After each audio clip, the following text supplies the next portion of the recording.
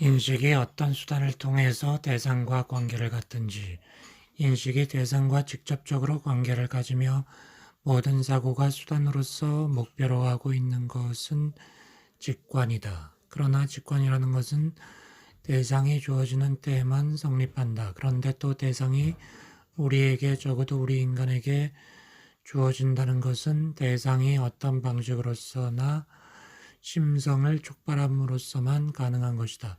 우리가 대상에 의하여 촉발되는 방식 여하에 따라서 표상을 받아들이는 능력, 수용성을 감성이라고 부른다. 이와 같이 감성을 통하여 대상이 우리에게 주어진다.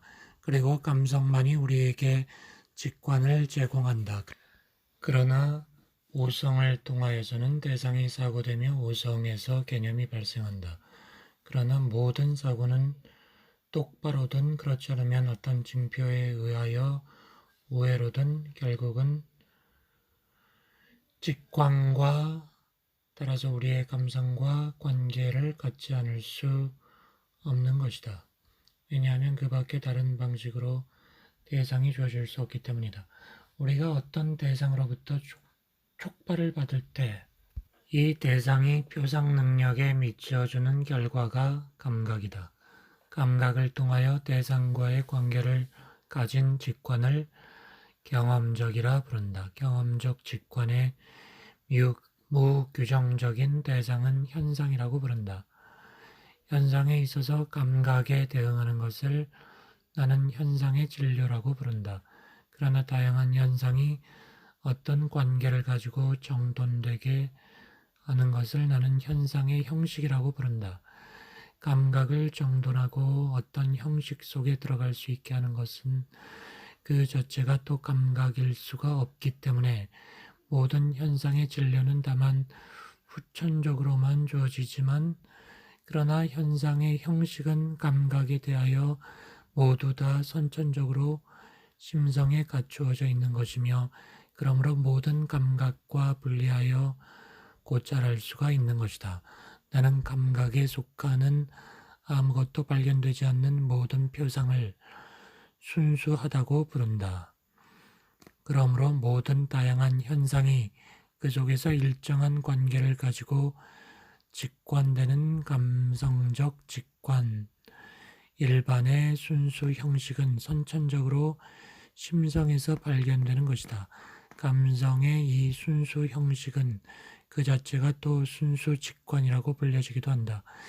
예를 들면 우리가 어떤 물체의 표상에서 오성이 이 물체에 대하여 사고하는 것, 즉 실체, 힘, 가분성 등등과 감각에 속하는 것, 즉 불가입성, 경도, 색 등을 제거하더라도 이 경험적 직관에는 그 무엇, 즉 연장과 형체가 남는다. 이것들은 감능이나 또는 감각의 현실적인 대상이 없더라도 단지 감성의 형식으로서 선천적으로 심성에 나타나는 순수 직관에 속하는 것이다.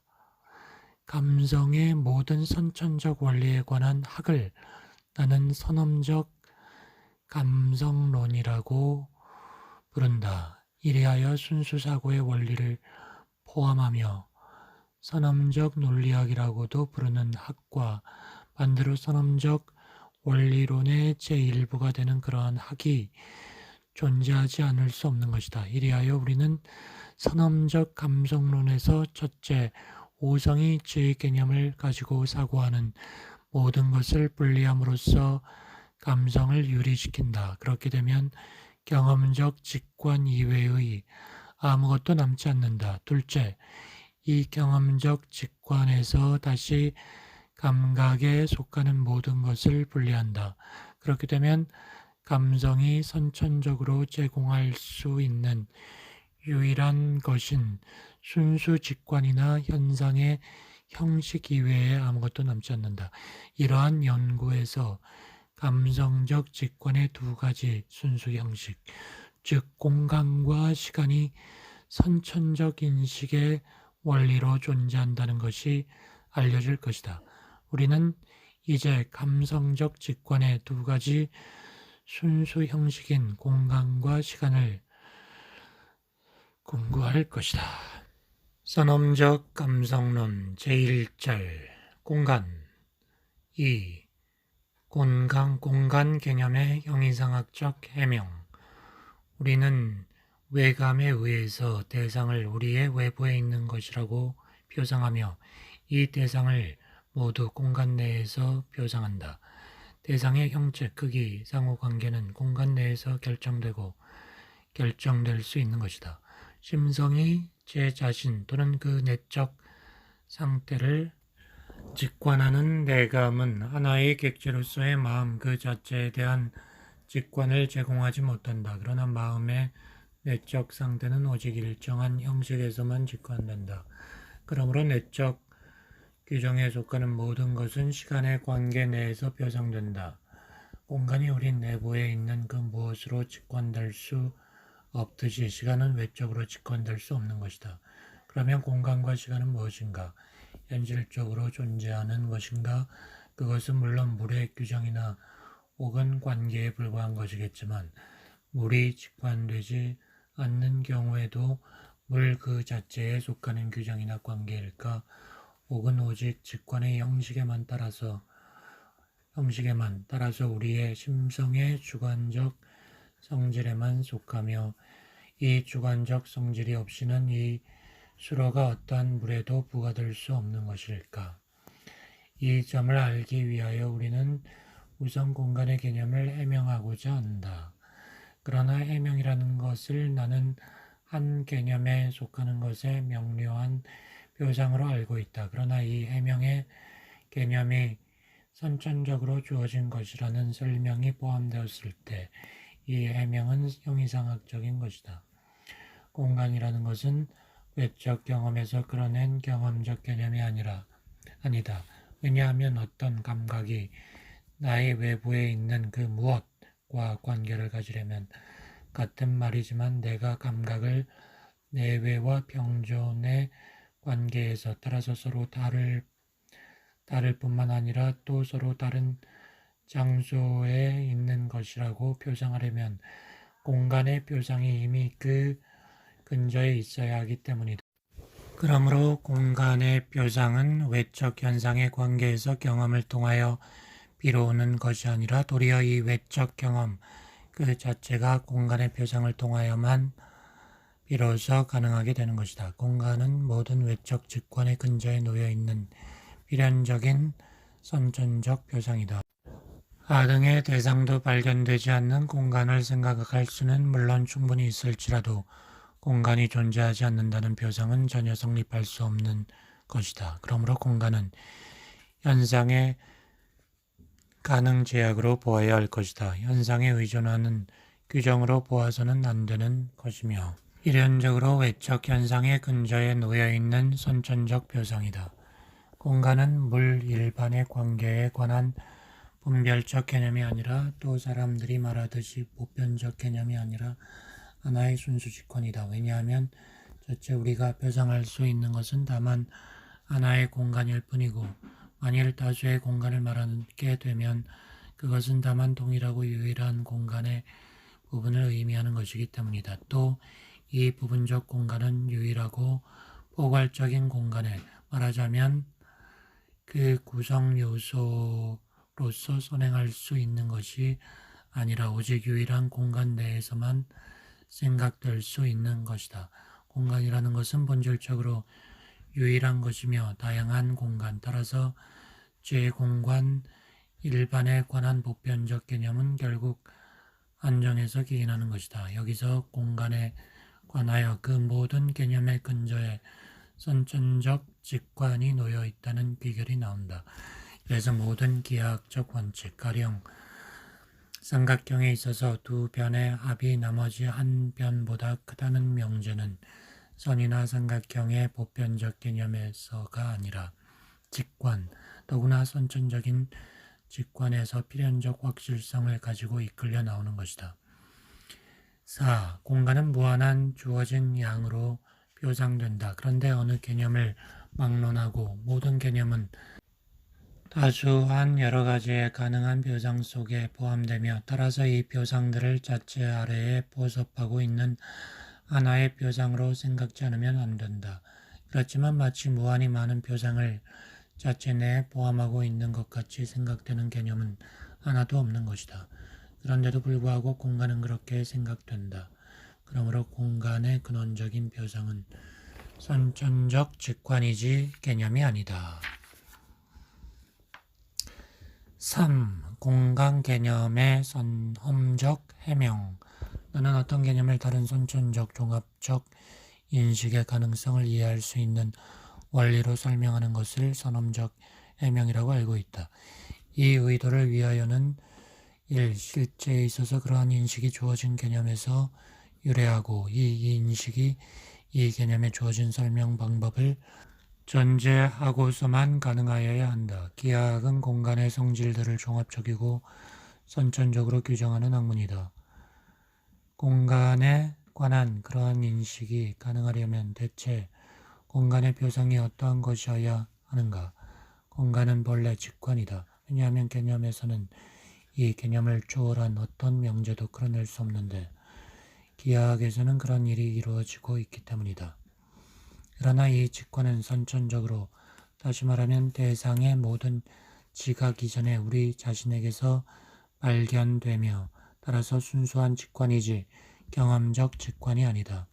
왜냐하면 기하학적 명제는 모두 필연적이다. 가령 예를 들면 공간은 다만 3차원만을 갖는다는 명제와 같이 필연성의 의식을 동반하고 있는 바, 이러한 명제는 경험적이거나 경험 판단일 수가 없고 또 그런 것들에서 추리될 수도 없기 때문이다. 그러면 객관 그 자체에 선항하여 객관의 개념을 선천적으로 규정할 수 있는 외적 직관이 어떻게 해서 심성에 존재할 수 있는가 하면 그것은 분명히 주관이 객관에 촉발되어서 객관의 직접적 표상, 즉 직관을 얻기 위한 주관의 형식적 성질로, 따라서 다만 외감 일반의 형식으로 단지 주관 내에 자리 잡고 있다는 말이다. 이리하여 우리의 설명만이 선험적, 종합적, 종합적 인식으로서의 기하학의 가능성을 이해할 수 있게 하는 것이다.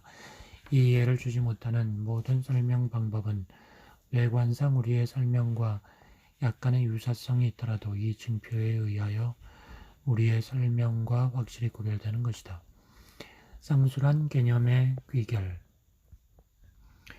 A. 공간이라는 것은 물 그 자체의 성질이나 상호관계를 가진 물 그 자체가 아니다. 다시 말하면 대상 그 자체에 부속하는 그리고 직관의 모든 주관적 제약이 사상되어도 여전히 거기에 남는 물 그 자체의 규정이 아니다. 왜냐하면 절대적이거나 또는 상대적이거나 물의 모든 규정이라는 것은 이 규정이 소속하는 물의 존재에 앞서서 따라서 선천적으로 직관될 수 없기 때문이다. B. 공간이라는 것은 외감의 모든 현상의 형식, 즉 감성의 주관적 제약이며 외적 직관은 오직 이 제약하에서만 가능한 것이다. 그런데 대상에 촉발되는 주관의 수용성은 필연적으로 이 객관의 모든 직관에 선행하는 것이기 때문에 모든 현상의 형식은 모든 현실적 지각에 앞서서, 즉 선천적으로 심성에 주어질 수 있다는 것, 그리고 이 형식은 모든 대상이 그 속에서 규정되지 않을 수 없는 순수 직관으로서 모든 경험에 앞서서 대상의 관계의 원리를 포함할 수 있으리라는 것이 이해되는 것이다. 그러므로 우리는 오직 인간의 입장에서만 공간이니 연장을 가진 물체니 등등을 말할 수 있는 것이다. 만일에 우리가 오직 그 속에서만 외적 직관을 받을 수 있고 대상에 의해서 촉발될 수도 있는 주관적 제약을 떠난다면 그때에는 공간의 표상이란 전혀 무의미한 것이다. 공간이라는 이 수로는 우리에게 나타나는, 다시 말해서 감성의 대상이 되는 한에서만 물에 부과되는 것이다. 우리가 감성이라고 부르는 이 수용성의 항구적 형식은 그 속에서 대상이 우리 밖에 있는 것으로 직관되는 모든 관계의 필연적인 제약이다. 그리고 만일 이 대상이 사상되면 그것이 공간이라는 이름을 띤 순수 직관이다. 우리는 감성의 특수한 제약을 사물의 가능 제약으로 보지 아니하고 도리어 다만 현상의 가능 제약으로 볼 수 있기 때문에 공간이 우리에게 외적으로 나타날 수 있는 모든 물을 포괄한다고 말할 수 있다. 그러나 물 그 자체가 직관되건 안 되건 또 어느 주관에게 직관되건 공간이 모든 물 그 자체를 포괄한다고 말할 수는 없는 것이다. 왜냐하면 우리의 직관을 제한하고 우리에게 보편적으로 타당하는 제약이 다른 사고적 존재자의 직관도 제약하는지 않는지 우리는 전혀 판단할 수 없기 때문이다. 만일 우리가 판단의 제한을 주어 개념에 부과하면 그 판단은 무조건적으로 타당하게 된다. 모든 물은 공간 내에 병존한다는 명제는 이 물들을 우리의 감성적 직관의 대상으로 보는 제한 하에서만 타당한 것이다. 여기서 개념에 제한을 가하여 외적 현상으로서의 모든 물은 공간 내에 병존한다고 말하면 이 규칙은 보편적 무제한적으로 타당하게 된다. 그러므로 우리의 해명은 공간이 우리에게 외적 대상으로 나타나는 모든 것에 관하여서는 실제성을 갖지만 그러나 동시에 이성이 물을 그 자체에 있어서 즉 우리의 감성의 성질을 고려함이 없이 생각하는 때에 이 물에 관하여서는 관념성을 갖는다는 것을 가르쳐준다. 그러므로 우리는 공간의 경험적 실제성과 동시에 선언적 관념성을 주장한다. 다시 말해서 우리가 모든 경험의 가능 제약을 제거하고 공간을 물 자체의 근저에 있는 그 무엇으로 보게 되면 그것은 아무것도 아니라는 것이다. 그러나 외적인 그 무엇에 관계 있는 주관적 표상으로서 선천적 객관적이라고 부를 수 있는 것은 공간밖에 없다. 왜냐하면 그러한 어느 표상으로부터는 공간 내의 직관으로부터와 같이 선천적 종합적인 명제를 끌어낼 수가 없기 때문이다. 그러므로 엄밀히 말하면 이 표상들에게는 하등의 관념성도 없다. 가령 예를 들면 시각, 청각, 촉각이 색이나 소리나 온도의 감각을 통하여 감능 방식의 주관적 성질에 속하는 점에서는 공간 표상과 일치하지만 그러나 색이나 소리나 온도는 단지 감각일 뿐 직관이 아니기 때문에 객체가 그것으로서 더구나 선천적으로 인식되는 것이 아니다. 이 점에 주의를 돌리는 의도는 오직 위에서 주장한 공간의 관념성을 너무나 불충분한 신뢰로서 설명하려고 하는 생각이 일어나는 것을 방지하는 데 있다. 왜냐하면 색이나 맛은 물의 성질이 아니라 사람에 따라서 다를 수 있는 주관의 변화라고 보는 것이 옳기 때문이다. 그 까닭은 이 경우에 그 자체가 본래 현상에 불과한 것, 가령 예를 들어 말하면 장미가 경험적인 의미에서는 물 자체라고 인정되지만 그러나 그것은 세계관에서 각인의 눈에 달리 나타날 수 있기 때문이다. 그러나 공간 내의 현상의 선험적 개념은 공간에서 직관되는 모든 것은 물 자체가 아니라는 점. 도리어 대상 자체는 우리에게 전혀 알려지지 않는 것이고 우리가 외적 대상이라고 부르는 것은 단지 우리의 감성의 표상이 지나지 않는 것이며 감성의 형식이 공간이지만 그러나 그 진정한 상관자, 즉 물 자체는 공간을 통하여서 인식되는 것이 아니고 또 인식될 수도 없으며 그러나 물 자체는 또 경험 속에서 전혀 문제도 되지 않고 있다는 점 등을 비판적으로 경고하는 것이다. 제2절 시간 4. 시간 개념의 영의성학적 해명 시간은 그 어떤 경험에서 끌려 나온 경험적 개념이 아니다. 왜냐하면 만일에 시간의 표상이 선천적으로 근저에 없다면 동시 존재나 기획이라는 것이 전혀 지각 속에 들어오지 않을 것이기 때문이다. 약간의 것이 같은 시간에 또는 다른 시간에 존재한다는 것은 오직 시간의 표상을 전제하고서만 말이 된다. 시간은 모든 직관의 근저에 놓여있는 필연적 표상이다. 우리는 현상을 시간에서 제거할 수는 물론 있지만 현상 일반에 관하여 시간 그 자체를 제거할 수는 없다. 이리하여 시간은 선천적으로 주어지는 것이다. 현상의 모든 현실성은 시간에서만 가능한 것이다. 현상은 모조리 제거할 수 있어도 시간 그 자체는 제거될 수 없는 것이다. 3. 시간 관계의 필연적 원칙이나 또는 시간 일반의 공리의 가능성도 또 이 선천적 필연성에 기인하는 것이다. 시간이라는 것은 오직 일자원만을 가진 것이다. 서로 다른 시간은 동시적이 아니라 선후 관계적이다. 이런 원칙은 경험에서 끌어낼 수가 없다. 왜냐하면 경험은 엄밀한 보편성도 제공하지 못하고 또 필연적 확실성도 제공하지 못하겠기 때문이다. 우리는 다만 일반적인 지각에 의하면 그것은 그렇다고 말할 수 있을 뿐이지 그것은 그렇지 않을 수 없다고 말할 수는 없는 것이다. 이 원칙은 대체로 경험을 가능하게 하는 규칙으로 인정되는 것이며 그리고 경험에 앞서서 우리에게 가르쳐 주는 것이지 경험을 통하여서 가르쳐 주는 것은 아니다. 4. 시간이라는 것은 분별적인 개념 또는 사람들이 부르는 바와 같이 일반적 개념이 아니라 감성적인 직관의 순수 형식이다. 서로 다른 시간이라는 것은 동일한 시간의 부분에 지나지 않는 것이다. 그러나 동일한 대상을 통하여서만 주어질 수 있는 표상은 직관이다. 또 서로 다른 시간이 동시에 존재할 수 없다는 명제도 일반적인 개념에서 끌어낼 수 없는 것이다. 이 명제는 종합적이며 그리고 오직 개념에서만 발현될 수는 없는 것이다. 그리하여 이 명제는 시간의 직관과 표상 속에 직접적으로 포함되어 있는 것이다.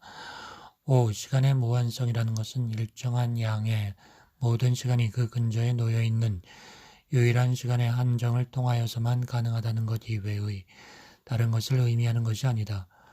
그러므로 근원적인 시간표상은 무한적인 것으로 주어져 있지 않으면 안 되는 것이다. 그러나 부분 그 자체와 대상의 각각의 양은 오직 제한을 통하여서만 규정된 것으로 표상되어질 수 있는 것이기 때문에 전 표상은 개념을 통하여서 주어져 있는 것이 아니라 직접적이고 직관이 그 근저에 놓여 있지 않으면 안 되는 것이다.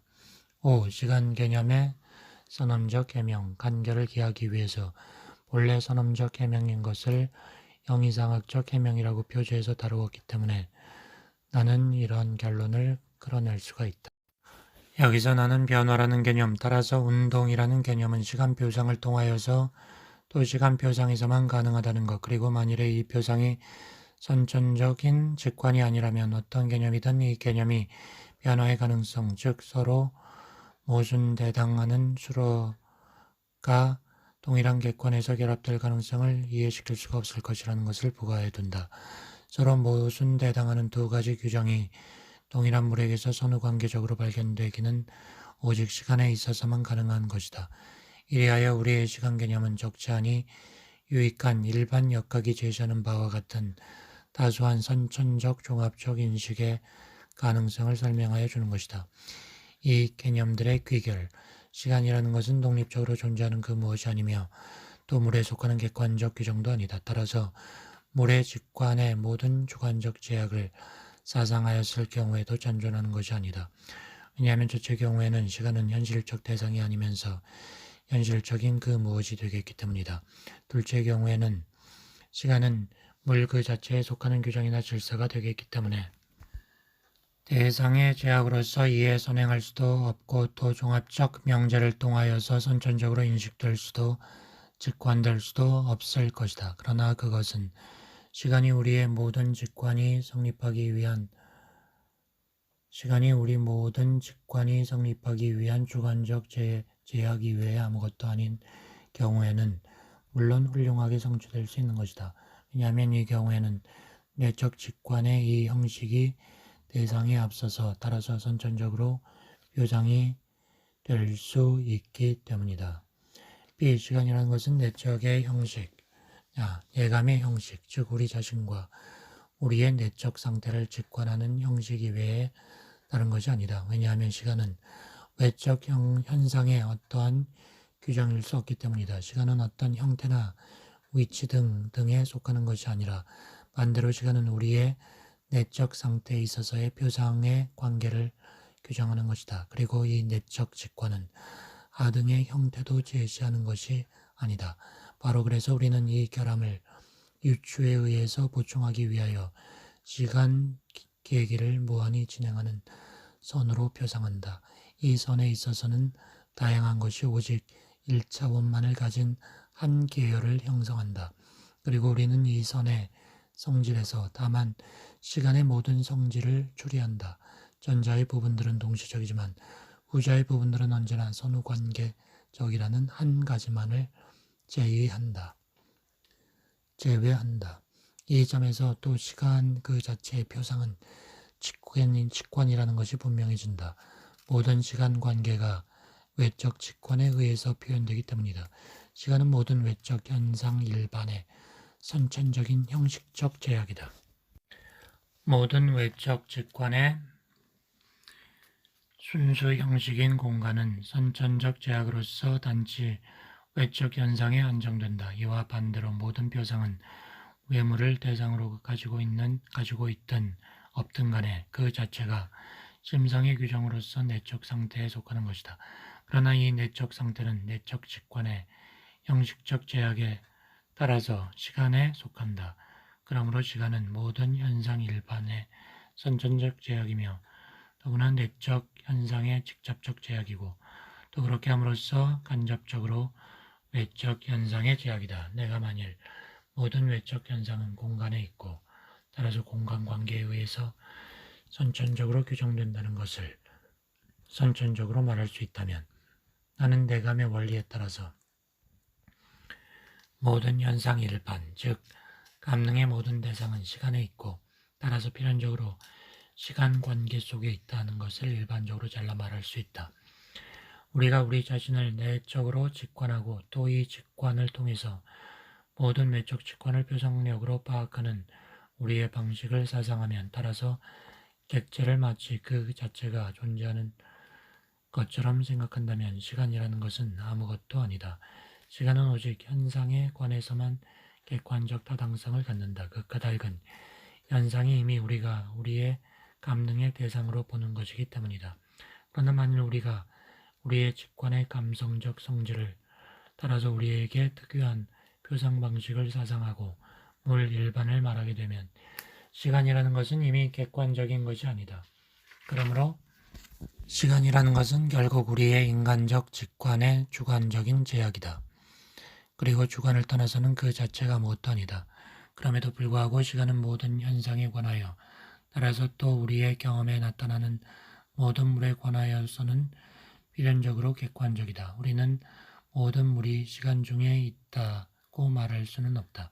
왜냐하면 물 일반의 개념에 있어서는 모든 종류의 물의 직관이 사상되지만 그러나 시간은 대상의 표상에 속하는 본래의 제약이기 때문이다. 그래서 만일 개념에 제약을 가해서 현상으로서의 모든 물은 시간 중에 있다고 말한다면 이 원칙은 객관적 정당성과 보편성을 가지게 된다. 그러므로 우리는 시간의 경험적 실제성, 즉 언제든지 우리의 감능에 주어질 수 있는 모든 대상에 관하여 객관적 타당성을 가졌다는 것을 주장하는 것이다. 그리고 우리의 직관은 언제든지 감성적이기 때문에 시간의 제약을 받지 않고서 어떤 대상이 경험에 주어질 수는 없는 것이다. 그러나 우리는 시간에 대하여 절대적 실제성에 대한 모든 요구를 거부한다. 왜냐하면 절대적 실제성이라는 것은 우리의 감성적 직관의 형식과 관계없이 단계적으로 제약이나 혹은 성질로서 물에 속하는 것이기 때문이다. 물 자체에 속하는 그러한 성질은 또 감능을 통하여서 우리에게 주어질 수는 없는 것이다. 이 점에 시간의 선험적 관념성이 있거니와 이에 의하면 감성적 직관의 주관적 제약이 사상되면 시간은 전혀 아무것도 아니며 그리고 실체로서나 속성으로서나 대상 그 자체에 귀속될 수 없는 것이다. 그러나 이 관념성은 공간의 그것과 마찬가지로 감각의 환옥과 동일시될 수 없는 것이다. 왜냐하면 감각의 경우에는 이 감각적 수로가 내에 속하는 현상 그 자체가 객관적 실체성을 가졌다는 것이 전제가 되고 있지만 시간의 경우에는 이 객관적 실체성을 단지 경험적인 것으로 바꾸어 말해서 대상 그 자체를 단지 현상으로 보지 않으면 그것은 소실되기 때문이다. 7. 설명. 시간의 경험적 실체성을 승인하지만 절대적 선언적 실체성을 부인하는 이 이론에 대하여 나는 통찰력 있는 사람으로부터 한결같이 비난을 받았다. 그래서 나는 이 고찰에 익숙치 못한 모든 자들에게도 당연히 같은 비난이 나오리라고 추측한다. 이 비난에 의하면 변화는 현실적이다. 그런데 변화는 오직 시간 가운데서만 가능하다. 그러므로 시간은 현실적인 그 무엇이다 라고 말한다. 이에 대한 답은 어렵지 않다. 나는 이 논리를 전적으로 승인한다. 시간은 물론 현실적인 것이다. 즉 내적 직관의 현실적인 형식이다. 그러므로 시간은 내적 경험에 관해서 주관적 실체성을 갖는다. 다시 말해서 나는 시간의 표상과 시간 중에 나의 규정을 현실적으로 가지고 있다. 그러고 보면 시간은 객관으로서 현실적이 아니라 객관으로서의 나 자신의 표상 방식으로서 현실적이라고 봐야 한다. 그러나 나 자신이 나 또는 다른 존재자가 감정의 이 제약을 떠나서 나를 직관할 수 있다면 우리가 지금 변화라고 표상하는 바로 이 규정이 시간의 표상과 따라서 또 변화가 전혀 나타나지 않는 일종의 인식을 제공할 것이다. 그러므로 시간의 경험적 실체성은 우리의 모든 경험의 제약으로 존립하는 것이다. 위에서 말한 이론에 의해서 시간에 대해서 다만 절대적 실체성만을 승인할 수 있는 것이다. 시간이라는 것은 우리의 내적 직관의 형식이다. 만일에 시간에서 우리의 감성의 특수 제약을 제거하면 시간이라는 개념도 없어진다. 그리고 시간은 대상 자체에 속하는 것이 아니라 단지 대상을 직관하는 주관에 속하는 것이다. 그러면 이러한 비난이 왜 그렇게도 한결같이 쏟아져 나오는가? 그리고 더구나 공간의 관념성에 관한 이론에 대해서는 뚜렷한 항의도 할 줄 모르는 사람들에게서 나오는가? 그 원인은 다음과 같은 점에 있다. 그들은 공간의 절대적 실체성을 필연적으로 설명할 수 있으리라고는 기대하지 않았다. 왜냐하면 그들에게는 외적 대상의 현실성은 엄밀하게 증명할 수 없지만 그러나 우리 내감의 대상의 현실성은 의식을 통하여 직접적으로 명백하다고 주장하는 관념론이 대립하고 있기 때문이다. 그들의 견해에 의하면 외적 대상은 단지 가상일 수는 있지만 내감의 대상이 현실적인 그 무엇임을 부정할 수는 없다는 것이다. 그러나 그들은 이 양자가 표상으로서의 그 현실성을 거부할 수는 없지만 그러나 현상에 속한다는 것을 미처 생각하지 못하였다. 현상이라는 것은 언제든지 두 개의 측면을 가지고 있는 바 하나는 객관 자체가 고찰되는 측면이고 또 하나는 이 대상의 직관 형식에서 보여지는 측면인데 이 형식은 대상 그 자체에게서 나타나는 것이 아니라 대상이 나타나는 주관에게서 찾아야 되는 것이지만 그러나 이 대상의 현상에서는 현실적, 필연적으로 속하는 것이다. 그러므로 시간과 공간은 여러 가지 선천적 종합적 인식을 떠낼 수 있는 두 가지 인식 원천인데 특히 순수 수학은 공간과 공간관계의 지식에 관하여 빛나는 신뢰를 제공한다. 시간과 공간은 모든 감성적 직관의 순수 형식이며 이 형식에 의하여서 선천적 종합적 명제가 가능하게 되는 것이다. 그러나 이 선천적인 인식 원천은 대상이 현상으로 보여지고 물 자체를 표시하지 않는 한에서만 대상과 관계를 갖는다는 제한을 받는 것이다. 현상만이 시간 공간에 따당하는 영역이고 이 영역 밖으로 나가면 시공의 객관적 사용이 안 된다. 시공의 이 실제성은 또 경험적 인식의 확실성과 저촉되는 것이 아니다. 왜냐하면 이 형식들이 물 자체에 속하든지 간에 또는 단지 이 물에 대한 우리의 직관에만 필연적으로 속하든지 우리는 이 경험적인 인식을 확신하기 때문이다. 그러나 공간과 시간의 절대적 실제성을 주장하는 사람들은 이것을 실체적인 것으로 보든지 혹은 단지 속성적인 것으로 보든지 하여간 경험 그 자체의 원리와 일치시킬 수 없는 것이다. 왜냐하면 만일 전자를 취하기로 결정한 현실적인 것이 아니면서 다만 모든 현실적인 것을 보섭하기 위해서 존재하는 영원하고 무한하며 독립적으로 존재하는 두 개의 가공물을 상정하지 않을 수 없을 것이기 때문이다. 또 그들이 만일 후자를 취하여 공간과 시간을 경험에서 추상된 그리고 추상되었기 때문에 혼란하게 표상된 현상의 병정과 선후 관계로 본다면 그들은 현실적인 물에 관한 수학의 선천적 학리에 대하여 그 타당성을 적어도 그 필연적 확실성을 거부하지 않을 수 없을 것이다. 왜냐하면 필연적 확실성이라는 것은 결코 후천적으로 성립할 수 없기 때문이다.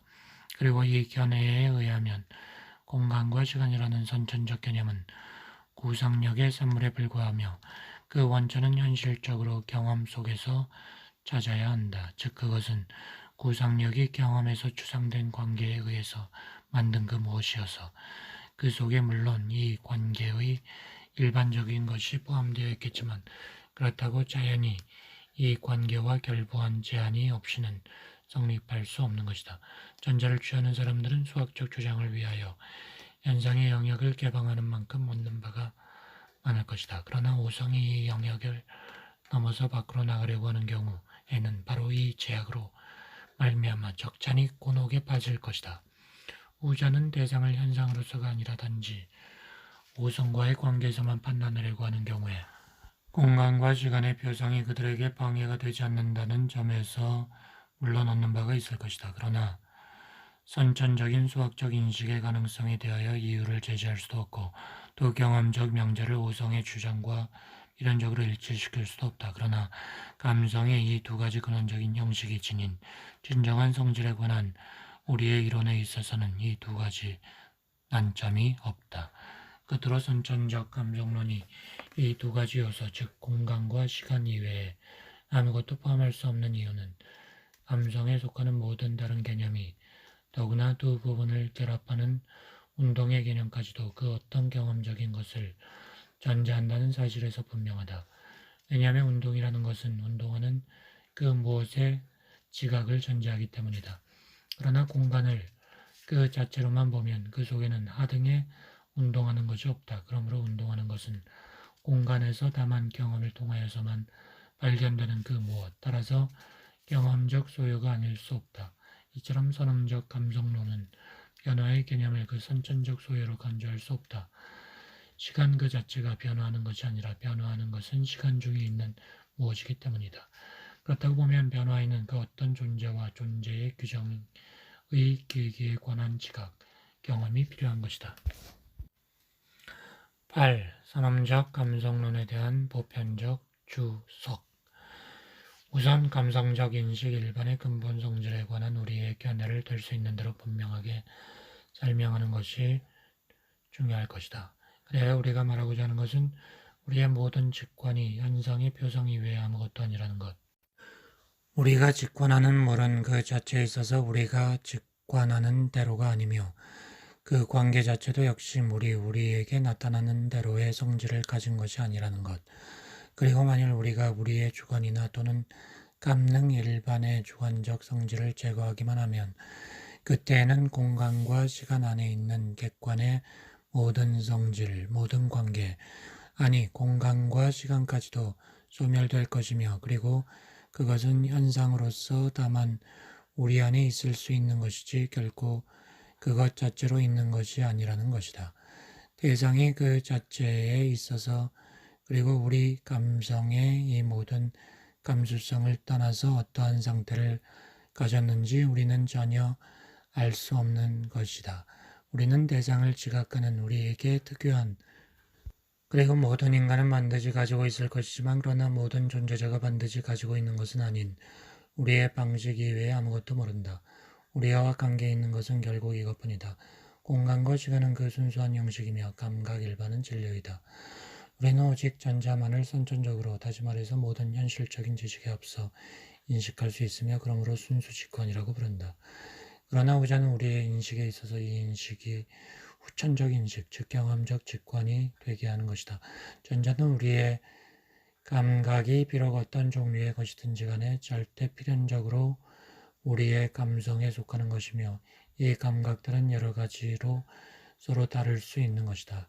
우리의 이 직관이 아무리 최고도로 명료성을 가진다 하더라도 이로써 우리가 대상 그 자체의 성질에 접근하게 되는 것은 아니다. 왜냐하면 우리는 어느 경우에나 다만 우리가 직관하는 방식, 즉 우리의 감성만을 완전히 인식할 뿐이며 그리고 언제든지 주관에 근원적으로 속하는 공간과 시간이라는 제약 하에서만 인식하기 때문이다. 그리고 대상 그 자체가 무엇이든지 간에 그것은 우리에게만 주어지는 대상의 현상에 관한 아무리 명료한 인식으로서도 우리에게 알려지지 않는 것이다. 그러므로 우리의 모든 감성은 물의 혼란한 표상 이외의 아무것도 아니며 이 표상이 결국 우리가 의식적으로 분리하지 않은 징표나 부분 표상의 집합에 불과한 것이기는 하지만 거기에는 물 자체에 속하는 것이 포함되어 있다는 견해는 감성과 현상의 개념을 오해하는 것이며 이러한 견해는 감성이나 오성에 관한 교설 전체를 무용하고 공허한 것이 되게 하는 것이다.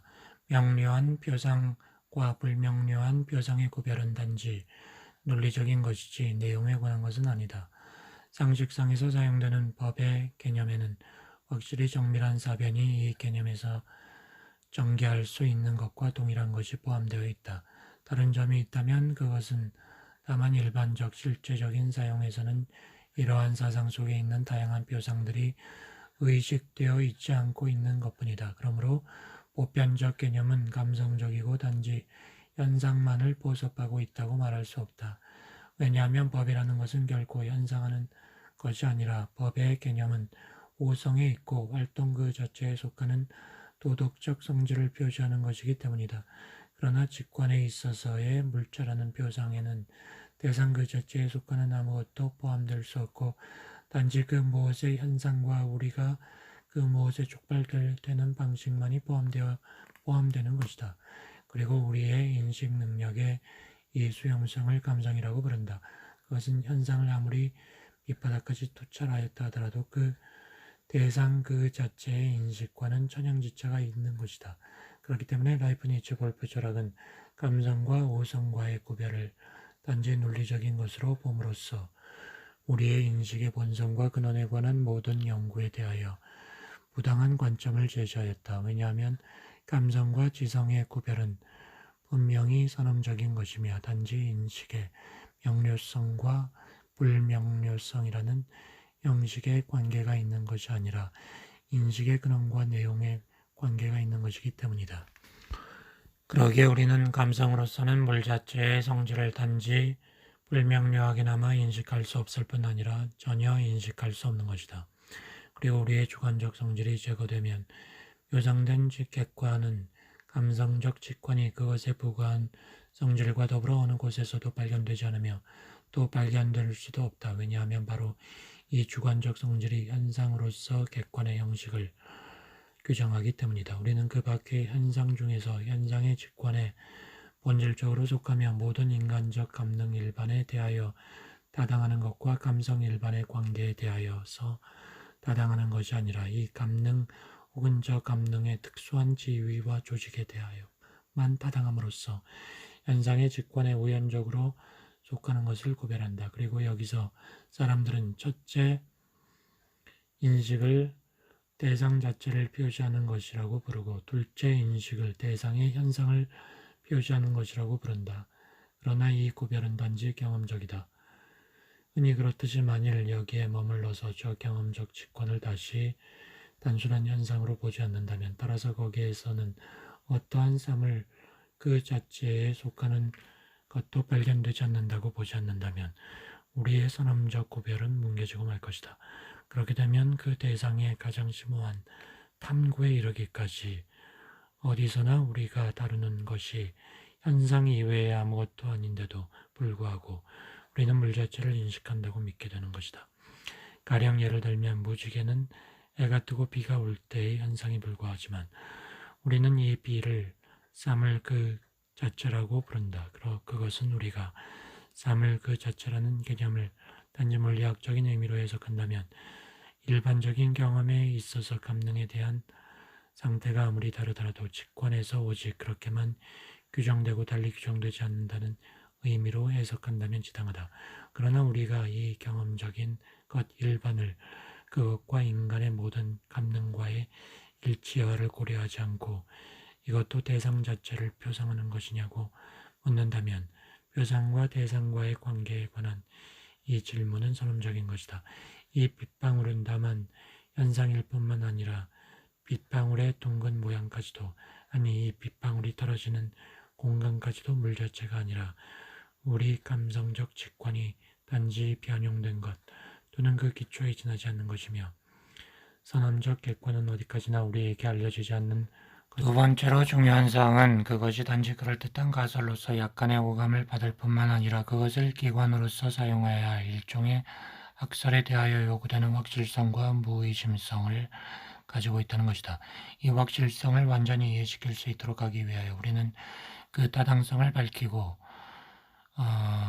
더욱 명석하게 하는 데 도움이 될 수 있는 한 사례를 택하고자 한다. 그러면 공간과 시간을 그 자체가 객관적이고 물 자체의 가능성의 제약이라고 가정하자. 그렇게 하면 공간과 시간에 관하여 다수의 선천적, 필연적, 종합적인 명제가 있지만 공간에 관하여 그렇기 때문에 우리는 여기서 주로 공간을 예로 삼아서 추구하여 보기로 한다. 기하학의 명제는 선천적, 종합적이어서 필연적 확실성을 가지고 인식된다. 그렇기 때문에 내가 묻는 것은 그들은 대체 어디서 이러한 명제를 취하여 오는가? 그리고 우리의 오성은 어떠한 근거에서 그러한 절대 필연적이고 보편적인 진리에 도달하는가 하는 점이다. 거기에는 개념을 통하거나 혹은 직관을 통하거나 하는 외에 다른 방도가 없다. 그러나 이 양자는 선천적으로 주어진다는 것이거나 그렇지 않으면 후천적으로 주어진 것이다. 그런데 후자, 즉 경험적 개념과 동시에 경험적 개념의 근거가 되는 경험적 직관은 또 단지 경험적인 명제, 즉 경험 명제 이외에 어떠한 종합적 명제도 제공할 수가 없다.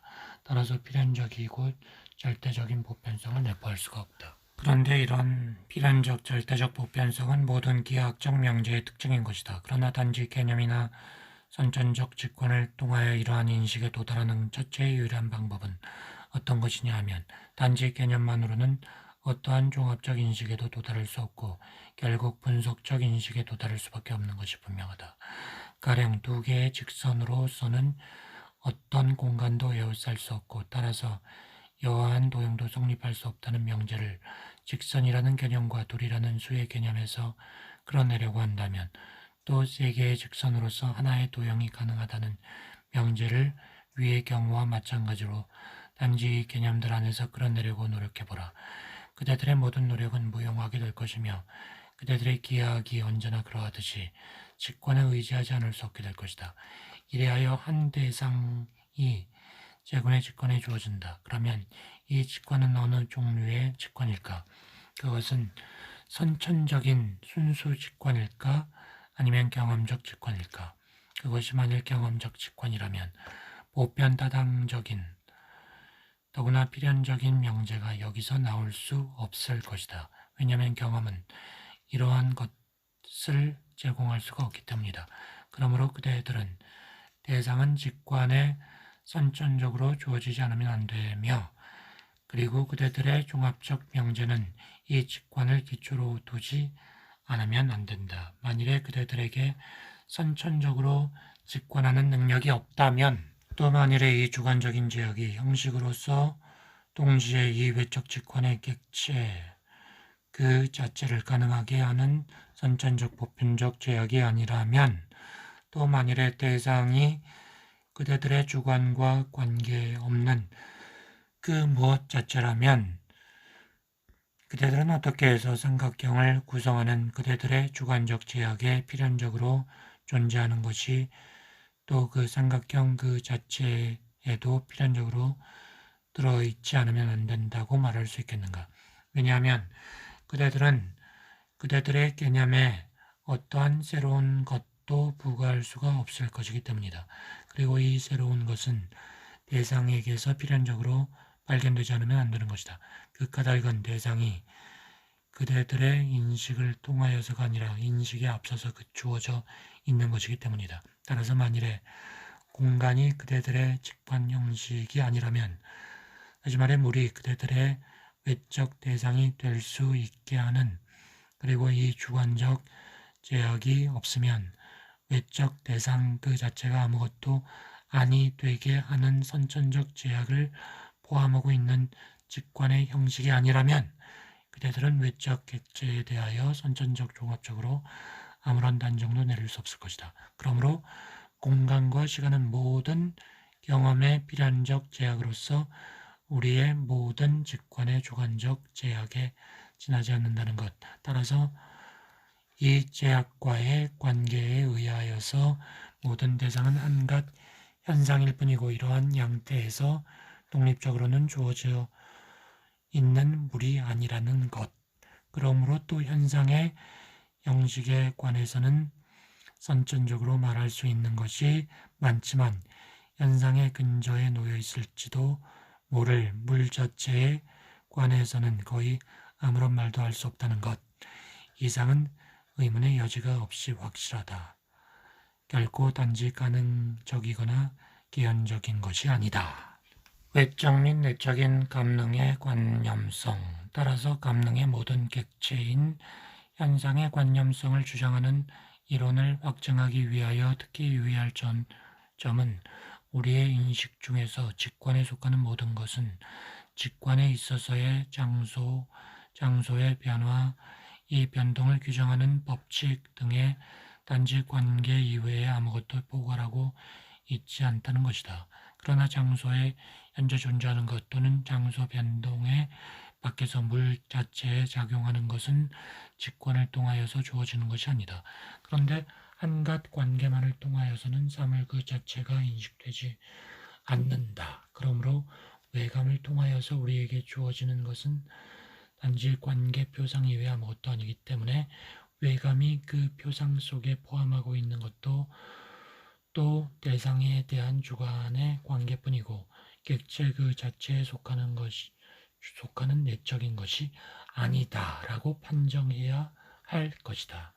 내적 직관도 바로 그와 마찬가지다. 내적 직관에 있어서는 외감의 표상이 우리의 심성을 차지하는 본래의 소재를 구성할 뿐 아니라 우리가 이 표상들을 놓아두는, 그리고 경험에서 표상의 의식까지도 선행하는, 그리고 우리가 어떤 방법으로 이 표상들을 심성 속에 받아두는가 하는 형식적 제약으로서 근저에 놓여있는 시간은 그 자체 속에 벌써 선후관계, 동시존재 및 선후관계와 동시존재와의 종합 등의 관계를 내포하고 있는 것이다.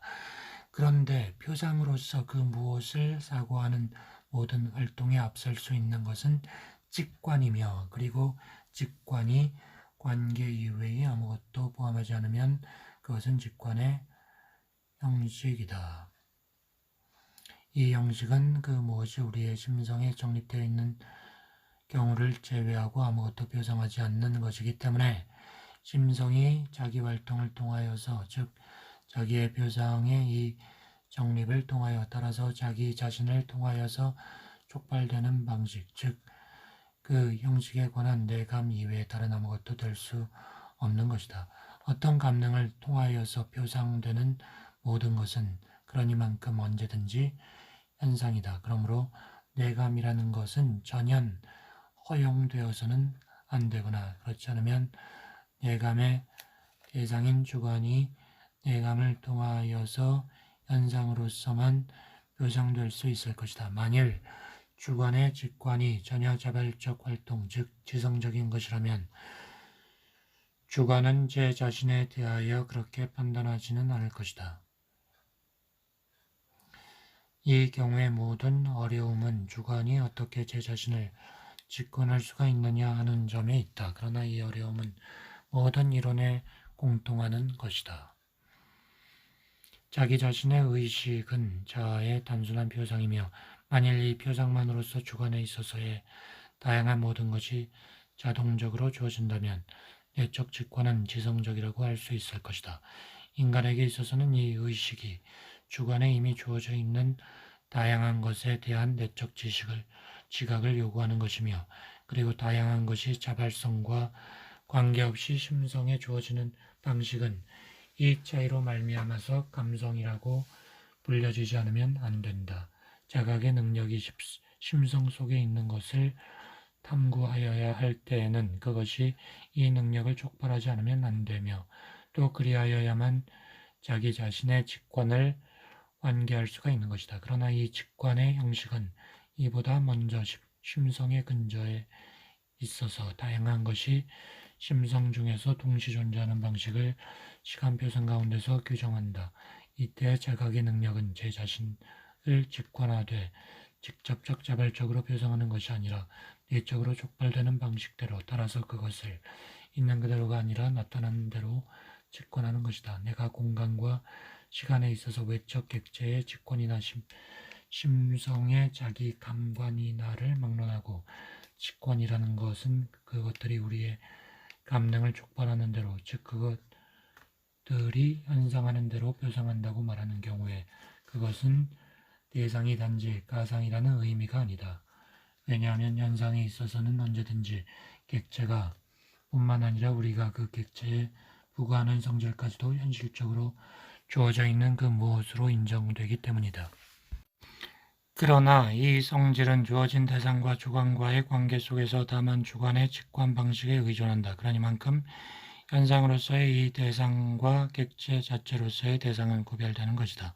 그러므로 내가 물체와 마음의 존재의 제약으로서의 공간과 시간의 성질이 나의 직관 방식에 있는 것이지 이 객체들 자체에 있는 것이 아니라고 주장할 때 나는 물체가 단지 나의 외부에 있는 가상이라거나 또는 나의 마음이 나의 자기 의식 속에 주어져 있는 가상이라고 말하는 게 아니다. 만일 내가 현상이라고 보아야 할 것을 단지 가상이라고 본다면 그것은 나 자신의 잘못이리라. 그러나 우리의 모든 감성적인 직관의 관념성의 원리에 따르면 이런 일은 일어나지 않는다. 그러나 저 표상 형식의 객관적 실체성이 부여되면 그때에는 모든 것이 그로 말미암아서 가상으로 변하지 않는다는 것을 피할 수 없을 것이다. 왜냐하면 만일 공간과 시간을 그 가능성으로 보아 사물 자체에게서 발견되지 않으면 안 되는 성질이라고 보고 또 실체도 아니며 현실적으로 실체에 내속하는 것도 아니면서 그럼에도 불구하고 실존하며 뿐만 아니라 모든 물의 실존에 필연적 제약이 아닐 수 없는 두 개의 무한물이 실존하는 모든 사물이 제거된 뒤에도 여전히 남게 되기 때문에 우리가 빠져들게 될 부조리를 숙고한다면 선량한 버클리에게 그가 물체를 단지 가상으로 격화시켰을 뿐만 아니라 그러한 방식으로 시간과 같은 가공물의 독립적 실체성에 의존시킨 우리 자신의 실존까지도 물체와 더불어 명백한 가상으로 돌려놓았다고 비난을 가할 수 없을 것이다. 이러한 부조리는 지금까지 아무도 범한 일이 없는 것이다. 자연신학에 있어서는 우리에게 대하여서 결코 직관의 대상이 될 수 없을 뿐만 아니라 그 자체가 전혀 감성적 직관의 대상이 될 수 없는 대상이 사고되고 있으며 그러하기 때문에 여기서는 대상의 모든 직관에서 공간과 시간이라는 제약을 제거하기에 세심한 고려를 바치고 있다. 그러나 만일에 공간과 시간을 미리 물 자체의 형식, 더구나 물 그 자체를 제거했을 경우에도 물의 존재의 선천적 제약으로서 여전히 남아있는 형식으로 삼는다면 어떠한 권리를 가지고 그러한 일을 알 수 있을 것인가? 왜냐하면 공간과 시간은 모든 현존재 일반의 제약이기 때문에 또한 신의 현존재 제약도 되지 않을 수 없기 때문이다. 만일에 공간, 시간을 모든 물의 객관적 형식으로 삼고 싶지 않다면 이것을 우리의 외적 내지 내적 직관 방식의 주관적 형식으로 삼는 이외에 다른 도리가 없다. 이 직관은 그러므로 감성적이라고 불려진다. 왜냐하면 이 직관은 근원적이 아니라 다시 말하면 그 대상의 현존재가 제 자신을 통하여서 직관에 주어지는 그러한 직관이 아니라 객관의 현존재에 의존하며 따라서 주관의 표상 능력이 객관에 의하여 촉발됨으로써만 가능한 것이기 때문이다. 또 우리는 공간과 시간에 있어서의 직관 방식을 인간의 감성에만 제한시킬 필요도 없다. 아마도 모든 유한적 사고적 존재자도 이 점에 있어서는 인간과 필연적으로 일치하지 않을 수 없을 것이다. 공간과 시간에 있어서의 직관 방식이 이러한 보편 타당성을 가졌다고 해서 이 때문에 감성이 아닐 수는 없다. 왜냐하면 그것은 파생된 직관이지 결코 근원적 직관, 따라서 지성적 직관이 아니기 때문이다. 상수란 이유에 의해서 지성적 직관이라는 것은 근원적 존재자에게만 속하는 것이지 그 존재에 있어서나 그 직관에 있어서나 의존하는 존재자에게 속하는 것이 아니라고 생각된다. 그러나 우리의 감정론에 의한 이 최후의 주석은 단한 설명으로 보아야지 증명 근거로 봐서는 안 된다. 선험적 감정론의 결론. 이제 우리는 여기서 선천적 종합적 판단이 어떻게 가능한가 하는 선험적 철학의 일반적 과제의 해결을 위하여 필요한 한 부분인 선천적 순수 직관, 즉 공간과 시간을 끝냈다. 만일 우리가 선천적 판단에서 주어진 개념의 밖으로 나아가려고 할 때 개념 속에서가 아니라 개념에 대응하려는 직관에서 선천적으로 발견되는 그리고 이것과 종합적으로 결합할 수 있는 것을 우리는 공간과 시간에서 발견한다. 그러나 이 판단은 그 이유에 의하여서 감능의 대상에서 더 나아가지 못하고 오직 가능한 경험의 객체에 대하여서만 타당할 수 있는 것이다.